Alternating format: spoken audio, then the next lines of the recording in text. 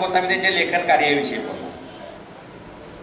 लेखन दिनकर खवरे सरांनी जे केलं ते आपलं वाटतं. आपल्याला आपला माणूस काहीतरी सांगतो आहे असं वाटायला लागतं, किंवा ही घडलेली पात्र आपल्या परिसरामध्ये असणारी, आपल्या शेजारी असणारी याची जाणीव आपल्याला होते. आणि मग लिहिताना दिनकर खवरे सरांचे जे शब्द आहेत ते त्यांचे वाटत नाही, ते माझे कुठेतरी वाटायला लागले. ही आत्मीयता, हे आपलेपण आपल्या लेखनातून जोपासण्याचं काम खवरे सरांनी केलं.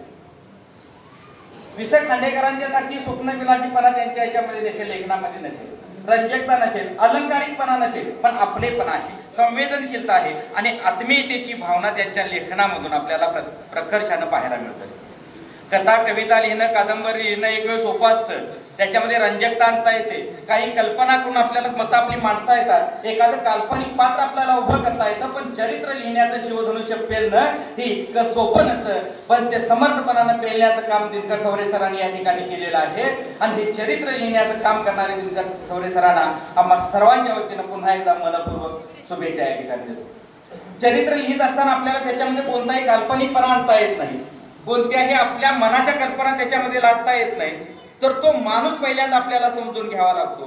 त्या माणसाचं कार्य काय आहे, ते समाजाप्रती कोणत्या प्रकारचं कार्य आहे, आणि मी मांडलेली मतं जी आहे ते समाजाला कितपत पटणार आहे याचा विचार पहिल्यांदा चरित्र लिहिताना माणसाला करावा लागतो, लेखकाला करावा लागतो. नाहीतर जर आपण काही चुकीच्या पद्धतीने एखाद्या व्यक्तिमत्वाचं चरित्र जर मांडत गेलो तर समाजामध्ये बदनाम होणारा लेखक निर्माण होत असतो. पण हे अतिशय, म्हणूनच म्हटलं सुरुवातीला की एक मोठं शिवधनुष्य आहे चरित्र लिहिणं म्हणजे. काही वेळेला तो माणूस म्हणून आपल्याला जगावं लागतो.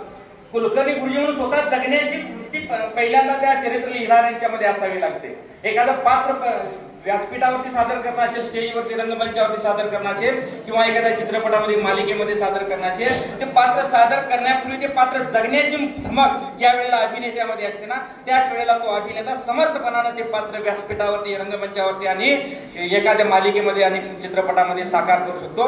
तसंच ते चरित्र समाजासमोर सक्षमपणे मांडण्यासाठी तो माणूस पहिल्यांदा समजून घेणं आणि त्या माणसाचं संपूर्ण कार्य स्वतः आत्मसात करणं आणि त्या पद्धतीचं वर्तन करणं हे ज्या माणसाला जमतो तोच माणूस अतिशय चांगल्या प्रकारचं चरित्र समाजासमोर आणि त्या आपल्या संस्कृतीसमोर मांडू शकत असतो. का आपलं संपूर्ण आयुष्य समाजात परिवर्तनासाठी घडवणारी आणि घालवणारी माणसं, व्यतीत करणारी माणसं ज्या वेळेला काळाच्या पडद्याआड जातात त्यावेळेला त्या माणसांची चरित्र समाजापर्यंत येणं ही आज नितांत गरज निर्माण झालेली आहे. कारण आज माणसं काळाच्या पडद्याआड गेली आणि त्यांची कार्य सुद्धा आपण विसरून जायला लागलो. पण त्या माणसांची कार्य जोपर्यंत तुमच्या आणि आमच्या समोर येत नाही तोपर्यंत आपल्याला खऱ्या अर्थानं समाज घडवणारी माणसं समजणार नाहीत. आणि म्हणून समाज घडवणारी माणसं समाजाला जर समजून घ्यायची असतील, समाजासमोर ती मांडायची असतील आणि त्या सर्वस्वाचा त्याग करणाऱ्या माणसांचं मोठेपण जर समाजाच्या प्रत्येक मनावरती बिंबवायचं असेल तर अशा प्रकारची चरित्र लिहिण्याचं शिवधनुष्य प्रत्येक लेखकानं समर्थपणानं या ठिकाणी पेलण्याची गरज आहे. आणि एक अभिमान असा वाटतो की या ठिकाणी या कार्यक्रमाचे अध्यक्ष असणारे माननीय मधुकर एसने सर, ज्यांनी अशा प्रकारची चरित्र, अशा प्रकारची काम करणाऱ्या स्वातंत्र्य सैनिकांच्या आणि सैनिकांची चरित्र या ठिकाणी मांडण्याचं काम केलं, असा माणूस आज या प्रकाशन सोहळ्यासाठी अध्यक्ष लागतोय, हे फार मोठं भाग्य आहे. आणि म्हणून अशी चरित्र लिहिणं नितांत गरजेचं आहे. आणि ही चरित्र जोपर्यंत आपण मांडत नाही आणि समाजासमोर आणत नाही तोपर्यंत आपल्याला हे लेखक आणि ही माणसं खऱ्या अर्थानं समजणार नाही. खवरे सरांच्या लेखनाविषयी मी सांगणार सांगितलं. त्यांच्या आठवण कथा संग्रहातली पहिली कथा वाचत असताना आपल्याला असं जाणवतं की ज्या वेळेला तो मुलगा आपल्या आईला गाडीमध्ये घालतो आणि आईला सांगतो आपल्याला जायचं आहे, आई विचारते बाळ कुठं जायचं आहे, त्यावेळेला तो सांगतो तुला थोड्याच वेळात समजेल. त्यावेळेला एका संवेदनशील वाचकाच्या मनासमोर प्रश्न पडतो की हा निश्चितपणानं आपल्या आईला एखाद्या वृद्धाश्रमामध्ये सोडायला निघाला असेल, पण ज्या वेळेला कथेचा शेवट येतो त्यावेळेला आपल्या आईचं स्वप्न पूर्ण करणारा एक चांगला बंगला बांधून त्या बंगल्यामध्ये आईला नेऊन ठेवण्याचं धाडस करणारा एक चांगला मुलगा समाजासमोर मांडण्याचं काम दिनकर खवरे सरांनी आठवण सारख्या आपल्या एका कथेमधून केलेलं आहे.